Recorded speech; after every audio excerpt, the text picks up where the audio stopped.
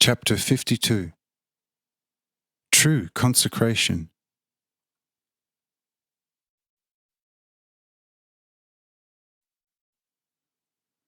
When all now had arrived at the mountain without the slightest constraint, where there was a plateau large enough to hold several thousand people, and of course a large crowd of people, driven by their sensation-seeking desire and curiosity, who arrived much earlier than Lamech with his retinue, and surrounded the great magnificent temple. It was impossible for Lamech and his entourage to reach the temple.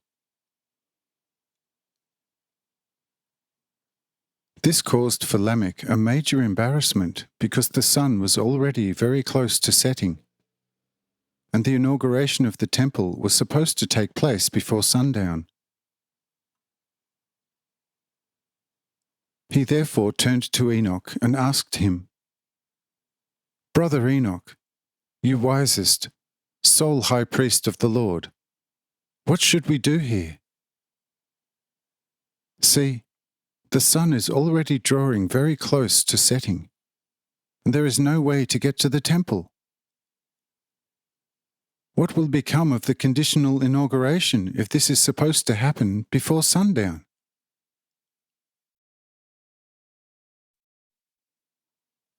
But Enoch said to Lamech, "Brother, I am of the opinion that the obstacle in front of us which cuts us off from the road to the temple is worth more than the temple itself, because here are 1,000 living temples of the love and mercy of God. But there only is one dead temple made of stone.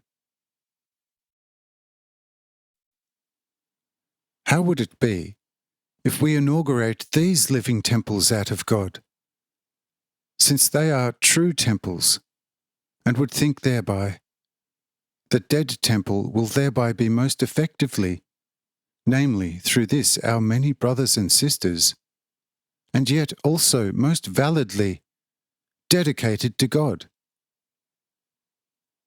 What do you think about this?"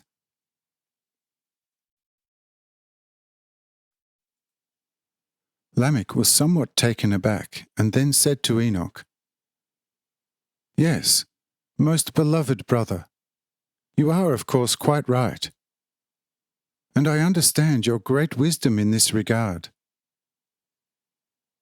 But just look at the position of the sun. If its presence is a condition of this whatsoever inauguration of the temple, we will surely not be able to conclude it today, but have to postpone this sublime ceremony until tomorrow. Will this not be the case?" And Enoch replied to Lamech, "Brother, look, just behind your back is the wise man. Ask him again for advice what should be done, and I myself will submit to his decision." And Lamech did at once what Enoch had advised him to do.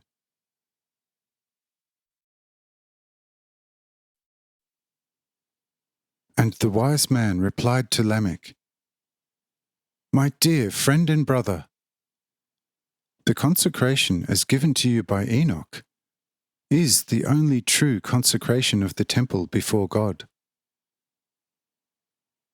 But concerning the now already setting sun, which pours its light only over dead matter, its presence is not that important as you might think with respect to the inauguration of the temple.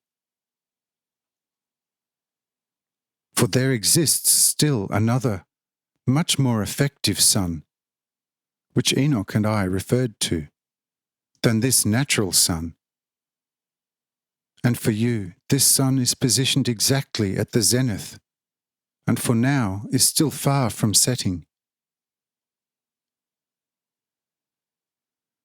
But if this sun shines alive at the midday sky of your spirit, as it has already shone since eternities ago, you therefore may indeed fully validly before God and all the people consecrate the temple through the people according to Enoch's counsel.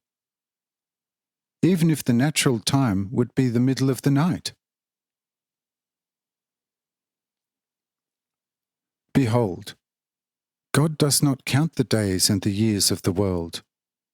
For 1,000 years are before him as one day. But he counts the thoughts of your heart, and there one love-good thought is more valuable to him than 1,000 times 1,000 years and days of the world. Thus do not pay attention to the external time, for it has been unalterably judged for the just need of the life on earth.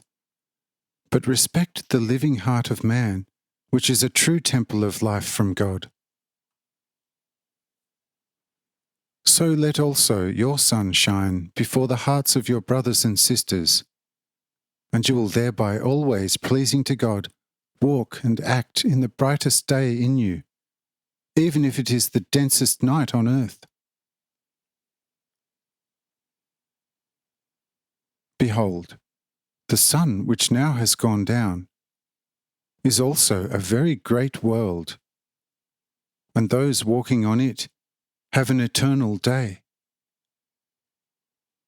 But if you walk in the light of your spiritual sun, you in a similar way will never perceive night in yourself, but you will walk in the eternal day of your life from God. Thus also consecrate this temple in the hearts of these people, and your consecration will be justifiable before God. Bless them as brothers and sisters, and God himself will before your eyes bless the temple, which was built by the hands of men. Behold, this is how things are, and therefore act accordingly. Amen.